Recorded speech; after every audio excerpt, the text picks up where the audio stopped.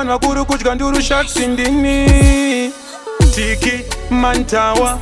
Flashie B inga godfather vari kusimudza mayuti ngoma itatoni vari kusimbisa mayuti dhanzi rakunaka kunge nzungu nemaputi musanyepera nemangoma isi juti aiwa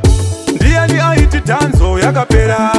simdhanzo haipere ndiani aiti dhanzo yakapera iye simdhanzo haipere ndiani aiti dhanzo yakapera simdhanzo haipere ndiani aiti dhanzo yakapera iye simdhanzo haipere is here to stay iri kurira kwese saka tozotyei kunza King Alfred paUK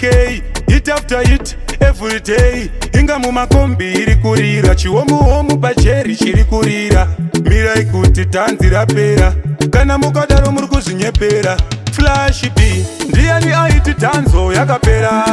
simdhanzo haipere ndiani aiti dhanzo yakapera iye simdhanzo haipere ndiani aiti dhanzo yakapera simdhanzo haipere ndiani aiti dhanzo yakapera iye simdhanzo haipere vari kusimudza mayuti ngoma itatoni vari kusimbisa mayuti dhanzi rakunaka kunge nzungu nemaputi musanyepera nemangoma isi juti simdhanzo itori big genre saka vanosaiza musatiterere tikanyarara mungaenderere mirai kuchedza fankederere Hove Huru ndiani aiti dhanzo yakapera simdhanzo haipere ndiani aiti dhanzo yakapera iye simdhanzo haipere ndiani aiti dhanzo yakapera simdhanzo haipere ndiani aiti dhanzo yakapera iye simdhanzo haipere is here to stay iri kurira kwese saka tozotyei kunza King Alfred paUK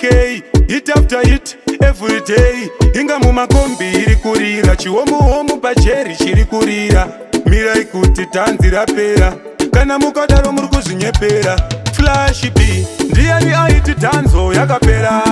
simdhanzo haipere ndiani aiti dhanzo yakapera iye simdhanzo haipere ndiani aiti dhanzo yakapera simdhanzo haipere ndiani aiti dhanzo yakapera iye simdhanzo haipere